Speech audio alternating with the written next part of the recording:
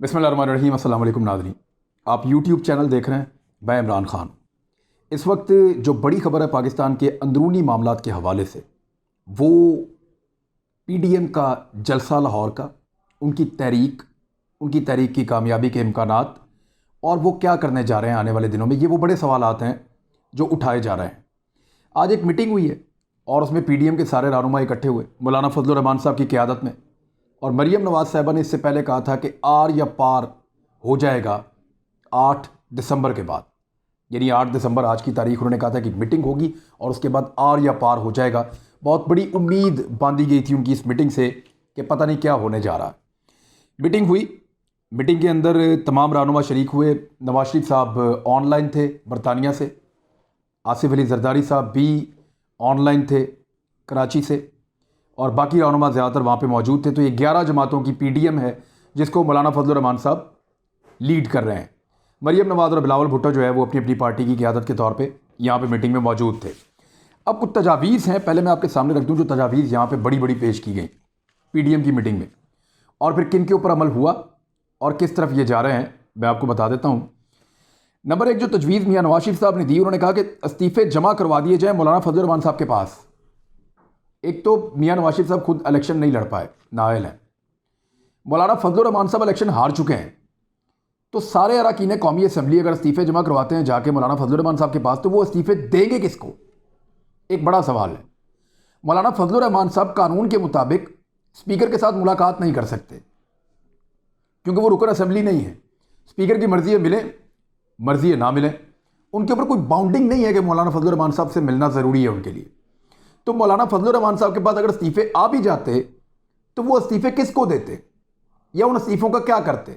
सिर्फ लहरा सकते हैं, दिखा सकते हैं, पॉलिटिकल स्टंट हो सकता है, लेकिन ये इस्तीफ़े पार्लिमानी रहनुमाओं के पास होने चाहिए जो जाएं और जाकर इनको जमा करवाएं स्पीकर कौमी या सूबाई असम्बली के पास, जहां के वो इस्तीफ़े हैं। जिस असम्बली के इस्तीफ़े हैं उसी असम्बली के स्पीकर के पास जाएंगे।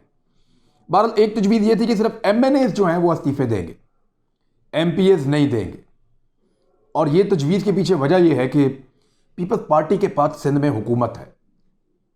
तो आप समझ जाएं कि इस तजवीज़ के पीछे क्या है कि सिर्फ मेंबर कौमी असम्बली इस्तीफ़े दें, मेंबर सूबाई असम्बली ना दें। अब PMLN के लिए तो मुश्किल नहीं है, वो तो चाहते हैं कि सूबाई और कौमी असम्बली के सारे इस्तीफ़े हो जाएं। फजलुर रहमान साहब भी यही चाहते हैं कि सारे इस्तीफ़े हो जाएं क्योंकि उनके पास टेक नहीं है, उनके पल्ले कुछ नहीं है इस हुकूमत में। लेकिन पीपल्स पार्टी पाकिस्तान के दूसरे बड़े सूबे के अंदर हुकूमत इंजॉय कर रही है और वहाँ उनको लोगों को जवाब देना है।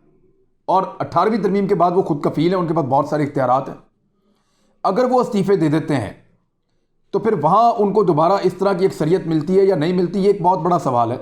और इसका जवाब अगर उनके पास होता और क्लियर होता तो शायद वो ये रिस्क ले लेते। लेकिन पीपल्स पार्टी सिंध हुकूमत को नहीं छोड़ेगी, वहाँ से इस्तीफ़े नहीं देगी, ये बात पक्की है। मौलाना फजलुर रहमान साहब ने एक जज्बाती किस्म का एक तजवीज़ वहाँ पे दी कि हम जेलें भर देते हैं। यानी इसको फिर मॉडिफाई किया गया और ये कहा गया कि अगर कोई भी एक रहनुमा गिरफ्तार हो जाता है, मिसाल के तौर पे मरीम नवाज़ के ऊपर केस चल रहा है और अल्टीमेटली उनको गिरफ्तार होना चाहिए, केसेस उनके ऊपर बहुत सारे हैं और वो सज़ा याफ्ता हैं, उनको बाहर सिर्फ इसलिए निकाला गया कि उन्होंने अपने वालिद की उनकी तैमाददारी करनी थी।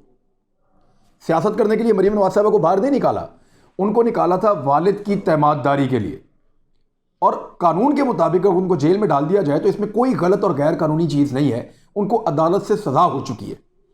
लेकिन अगर मरीम नवाज़ गिरफ्तार हो जाएं, आसिफ अली जरदारी ज़मानत पे अगर वो गिरफ्तार हो जाएं, या मौलाना फजलुर रहमान साहब के अपने केसेस चल रहे हैं, उनके अपने भाई जो हैं उनको बार बार नैब बुला रही है, वो नहीं जा रहे, अगर इनमें से कोई भी गिरफ्तार हो जाए तो फिर जेलें भर दी जाएं।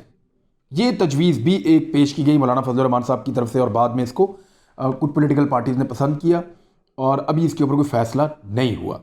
पीडीएम के आज के इजलास में एक शिकायत बिलवास्ता तौर पे भी की गई है और ये शिकायत इससे पहले नवाज शरीफ साहब तक भी पहुंचाई गई है। कुछ बड़े अहम ज़राए ने इस खबर को कोट किया है और पाकिस्तान पीपल्स पार्टी ने इस पर ज़्यादा एतराज़ात का इजहार किया था, दीगर छोटी जमातों ने भी, कि मरीम नवाज साहबा ऐसा लगता है इस सारी तहरीक को हाईजैक करना चाह रही हैं।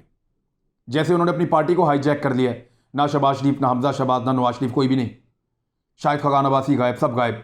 तो मरीम नवाज साहिबा ने पूरी की पूरी पार्टी को हाईजैक किया हुआ है। अब वो पीडीएम की तहरीक को हाईजैक करना चाह रही हैं।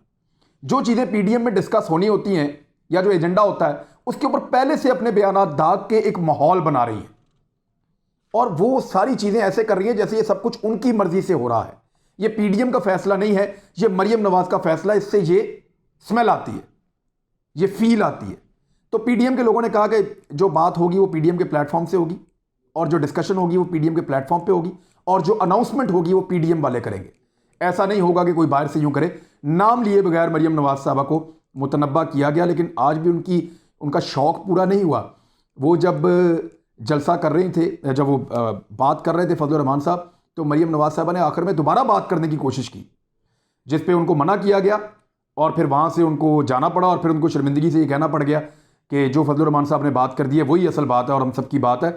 बहरहाल, और फिर आवाज़ें भी उसमें आप सुन सकते हैं, अगर आप वो प्रेस कॉन्फ्रेंस सुने तो फजलुर रहमान साहब के बाद मरियम साहबा ने फिर हाईजैक करने की कोशिश की, लेकिन उनको सख्ती से रोक दिया गया और सब वहाँ से चले गए।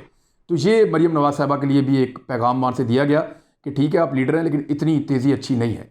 बहरहाल, एक फैसला हो गया है, 31 दिसंबर तक तमाम पॉलिटिकल पार्टीज जो अपोजिशन के इस इत्तेहाद में शामिल हैं वो सारी की सारी अपने इस्तीफे जो हैं वो जमा करवा दें अपनी अपनी क़यादतों के पास। यानी पीएमएलएन जो है वो इस्तीफे रायगढ़ में जमा करवा दे, पीपल्स पार्टी इस्तीफे जो है बिलावल हाउस में जमा करवा दे, और मौलाना फजलुर रहमान साहब की पार्टी के लोग उनको इस्तीफे दे दें। एएनपी, बाकी जमातों के तो एक एक दो मेंबर हैं, उनके इस्तीफों की कोई इतनी वक़्त भी नहीं है। बड़ी बात पीपल्स पार्टी और पीएमएलएन की है या फजलुर रहमान साहब की है। तो ये इस्तीफे जमा करवाएं अपनी अपनी क़यादतों को 31 दिसंबर तक, और उसके बाद फिर लॉन्ग मार्च का जो ऐलान है वो 13 दिसंबर के जलसे में होगा।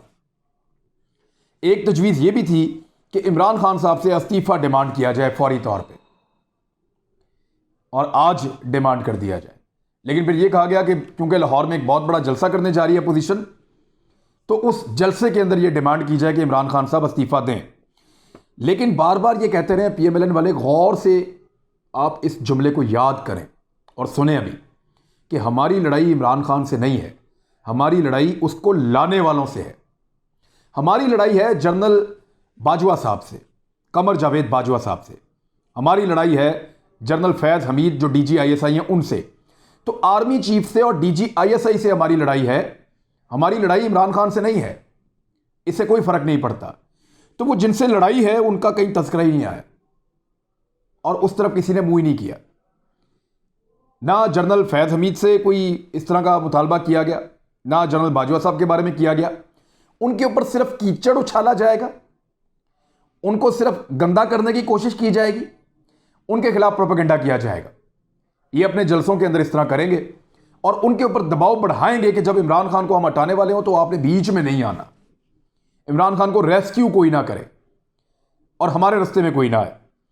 अब ये एक स्ट्रेटजी है जिसमें जनरल बाजवा, जनरल फैज़ का नाम तो ज़रूर आएगा, लेकिन उनसे कोई डिमांड नहीं की जा रही अपोजिशन की जाने से कि आप भी इस्तीफे दें, या आप भी इररेलेवेंट हों, या आप भी जवाब दें जनाब ये आपने क्या किया है, या आपके खिलाफ हम कोई कार्रवाई करने जा रहे हैं। ऐसा कुछ कहा या किया नहीं गया। इमरान खान साहब के इस्तीफे के ऊपर एक लायबल बनाया जा रहा है, और आने वाले दिनों में वो अनाउंस किया जाएगा, बाकायदा वार्निंग दी जाएगी और एक टाइम फ्रेम दिया जाएगा कि तब तक इमरान खान इस्तीफा दे, नहीं तो हम लॉन्ग मार्च लेकर इस्लामाबाद आ रहे हैं। लॉन्ग मार्च के इख्तिताम पर, यह नवाज शरीफ साहब का जुमला है, लॉन्ग मार्च के इख्तिताम पर ये इस्तीफे स्पीकर के हवाले कर दिए जाएंगे। यानी अभी लॉन्ग मार्च शुरू नहीं हुआ, उसके इख्तिताम का पहले इन्होंने जिक्र कर दिया है। इट मीन्स कि उनके दिमाग में कोई धरना नहीं है, अपोजिशन के दिमाग में धरने वाली कोई हिकमत अमली फिलहाल नहीं चल रही, इसलिए कि मौलाना फजलुर रहमान साहब ने एक धरना देख लिया, जान छुड़ानी मुश्किल हो गई थी, वापस जाना मुश्किल हो गया था। लोगों की तादाद कम हो जाती है और संजीदगी भी कम हो जाती है, और मीडिया भी आहिस्ता आहिस्ता भूलना शुरू हो जाता है। इमरान खान साहब ने देख लिया, 126 दिन धरना दिया, निशान इबरत किस्म का धरना था जिस तरह वो ख़त्म हुआ।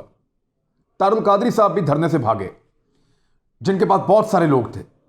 तो अपोजिशन इस बात को समझ गई है कि अगर धरना दिया तो ये इतना मुश्किल काम है और लोग हमारा साथ ना दें तो धरने में बहुत बड़ी नाकामी हो सकती है, तो इतना बड़ा रिस्क हम नहीं लेंगे। और पीपल्स पार्टी को सूट नहीं करेगा कि नीचे सारे मदारिस के तालिब इल्म बैठे हों, ऊपर जो है वो अंग्रेजी ज़बान बोलने वाले बिलावल भुट्टो जरदारी जो है वो तकरीर कर रहे हों। अब वो मदारस के तालिब इल्म पर्दे का कहते हैं, वहाँ मरियम नवाज तकरीर कर रही हों या शेरी रहमान तकरीर कर रही, वो इस तरह माहौल बनता नहीं।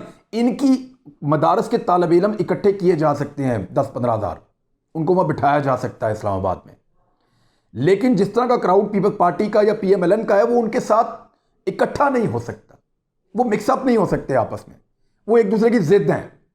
तो इसलिए धरने की तरफ ये नहीं गए, लेकिन ये लॉन्ग मार्च करेंगे और लॉन्ग मार्च के इख्तिताम पे इस्तीफे स्पीकर को दे देंगे। अब आ जाए इस बात पे कि इस्तीफों का क्या होगा। ये जो इस्तीफे हैं इसमें सबसे पहले इस्तीफे स्पीकर के पास जमा करवाए जाते हैं, फिर उसके बाद स्पीकर जो है वो इन इस्तीफों को लेने के बाद फर्दन फर्दन बारी बारी पर्सनल हेयरिंग करता है। एक एक रुकन को बुलाएगा, बुला के पूछेगा आपके ऊपर कोई पहले चाय पिलाएगा, गपशप लगाएगा, माहौल बनाएगा, फिर पूछेगा उसके हल्के के बारे में, उसकी सियासत के बारे में, फिर उससे पूछेगा कि जनाब आप ये बताएं कि आप इस्तीफ़ा क्यों देना चाहते हैं, फिर ये पूछेगा आप पे कोई दबाव तो नहीं है, ये आपकी पार्टी पॉलिसी है, आप खुद क्या सोचते हैं। तो स्पीकर अपने आप को मुतमईन करेगा और मुतमईन होने के बाद फिर वो एक्सेप्ट करेगा या रिजेक्ट करेगा। ये उसकी सवाबदीद है कि वो इस्तीफ़ा मंजूर करे या ना करे। तो ये स्पीकर कौमी असम्बली अगर चाहें तो ये 100-150 इस्तीफ़ा जो आ रहा है इसके ऊपर अगले 3 महीने गुजार सकते हैं बड़े आराम से, कि जनाब मैं सुन रहा हूँ, मैं पर्सनल हेयरिंग कर रहा हूँ। और उनके पास ये भी गुंजाइश है कि वो 10-10 करके या 5-5 करके, या जो लोग या जिनकी शक्लें उनको कौमी असम्बली में पसंद नहीं हैं उनके इस्तीफ़े मंजूर कर लें और बाकियों के इल्तवा में डालते जाएं कि इनके बारे में बाद में बात करते हैं। और बहुत सारे लोग खुद दरख्वास्त करेंगे जनाब आप हमारा तो इल्तवा में ही रखें ना, हमें तो आप बुलाए ही ना, क्योंकि अपोजिशन के अंदर एक बहुत बड़ी डिवाइड है इस्तीफ़ों को लेकर। और इस्तीफ़ों वाली हिकमत अमली जो है वो इन जमातों के बहुत सारे MNAs को पसंद नहीं है। पीपल्स पार्टी के लिए मुश्किल ये होगा कि अगर उन्होंने कौमी असम्बली के इस्तीफे दिए और सूबाई असम्बली के ना दिए तो मीडिया में और हर तरफ उनके खिलाफ बहुत ज़्यादा प्रोपेगेंडा होगा, बहुत ज़्यादा शोर मचाया जाएगा कि ये क्या हिकमत अमली है आपकी कि जहाँ हुकूमत है उसको बचा लो और दूसरे की हुकूमत को गिरा दो। ये भी आवाज़ उठेगी और इसके ऊपर भी खासी ले दे होगी। तो अब ये स्पीकर के ऊपर डिपेंड करता है। अयाज सादिक ने 1 साल तक, आपको याद होगा, खींच लिया था इस्तीफों को जब पाकिस्तान तहरीक इंसाफ ने इस्तीफे दिए थे तब। तो अयाज सादिक ने तो बड़े कामयाबी से बहुत टाइम गुजार लिया था। तो यहाँ पे पाकिस्तान तहरीक इंसाफ की हुकूमत है और उनके जो स्पीकर हैं वो भी अगर चाहें असद कैसर तो वो इसको लब्बा कर सकते हैं, चाहें तो कुछ लोगों के इस्तीफे मंजूर कर सकते हैं और उनकी जगह पे दोबारा इलेक्शन करवा सकते हैं 15-15 दिन के बाद, 20-20 दिन के बाद। तो ये अपोजिशन के लिए इतना आसान नहीं होगा इस सारे मरहले से गुजरना, लेकिन ये हुकूमत के लिए भी इतना आसान नहीं होगा, क्योंकि अपोजिशन जब इस्तीफे देगी तो वो फिर मुल्क में बार बार तहरीक चलाएगी, उसको मज़ीद गर्म करेगी और कोशिश करेगी कि जितना ज़्यादा हो सके हुकूमत को दीवार के साथ लगाया जाए। और ये सारा कुछ क्यों हो रहा है, मैंने आपको पहले बताया कि होने ये वाला है कि मार्च में सेनेट के अंदर सादा अक्सरियत पाकिस्तान तहरीक इंसाफ और उसके इत्तेहादियों की हो जाएगी। और अगर सेनेट में पाकिस्तान तहरीक इंसाफ और उसके इत्तेहादियों की सादा अक्सरियत हो जाती है तो इसका मतलब पता है क्या है? इसका मतलब यह है कि वो जैसा चाहे कानून बना लें, जैसा चाहे एहतसाब कर लें। इमरान खान साहब जो गुज़िश्ता 2-2.5 साल में एहतसाब नहीं कर पा रहे और वो बार बार कहते हैं कि इस निज़ाम में एहतसाब करना मुश्किल है, वो ऑफ द रिकॉर्ड लोगों से बात करते हैं कि मैक्सिमम हम क्या कर सकते हैं, कानून के अंदर गुंजाइशें हैं, ये कोई ना कोई रास्ता निकाल लेते हैं। इन्होंने सिस्टम में अपने लिए लकूनास छोड़े हुए हैं जिनका फ़ायदा लेकर ये अपने एहतसाब से बचते हैं। तो अगर उनको मौका मिलता है, जिस बंदे ने पुराने घिसे हुए सिस्टम के साथ नाक में दम किया हुआ है, अगर उसको मौका मिल गया और वो खुद अपना नया सिस्टम मुतारफ़ करवा गया एहतसाब का, तो किस लेवल का एहतसाब हो रहा होगा इसका आप अंदाज़ा भी नहीं कर सकते। और अपोजिशन इस बात को भांप गई है, वो ये जान गए हैं कि पहले ही उनकी बहुत दुर्गत बनी है, इससे ज़्यादा बुरी हालत हो सकती है अगर ये एहतसाब इमरान खान के तरीके से हुआ तो। लेकिन एक बड़ा सवाल जो है वो मेरे दिमाग में उठता है कि बहुत सारे ऐसे लोग हैं जिनका एहतसाब होना चाहिए और नहीं हो रहा, चाहे वो हुकूमत के साथ शामिल हैं। क्या आने वाले वक्त में जब इमरान खान साहब की मजबूरियां कम हो जाएंगी उन लोगों का एहतसाब होगा? ये भी एक बड़ा सवाल है। बहरहाल इस वक्त ये है कि 13 तारीख के जलसे के लिए तमाम वसाइल बरूए कार लाए जा रहे हैं, पूरी ताकत लगाई जा रही है। PMLN, पीपल्स पार्टी, मौलाना फजल रहमान साहब, दीगर 11 जमातों का जो इत्तेहाद है सारी मिला के पूरी कोशिश कर रही हैं कि लाहौर के जलसे को इतना बड़ा तो करें कि वो एक काबिल ज़िक्र जलसा हो और वहाँ से जो आवाज़ निकले वो पाकिस्तान के मीडिया पे कम से कम अगले 2-3 दिन डिस्कस होती रहे और एक ऐसा मोमेंटम बने जो दिसंबर के बाद जब लॉन्ग मार्च का अनाउंसमेंट किया जाए तो उसका एक मोमेंटम यहीं से बन जाए। बहरहाल जो आने वाले इवेंट्स हैं वो ये हैं, 13 तारीख का जलसा, 31 तारीख के इस्तीफे जमा करवाने सारे अरकान के, और इस बीच में आपको बहुत अजीब अजीब खबरें सुनने को मिलेंगी इस्तीफों के हवाले से, वो मैं पहले से प्रिडिक्ट नहीं कर रहा, आपके सामने आ जाएंगी। और तीसरा उसके बाद एक लॉन्ग मार्च का मरहला होगा। लेट्स सी क्या होता है, इस पर हम नज़र रखेंगे, आपके साथ शेयर करते रहेंगे। अपना ख्याल रखिएगा, अपने इस चैनल का भी। अल्लाह हाफिज़।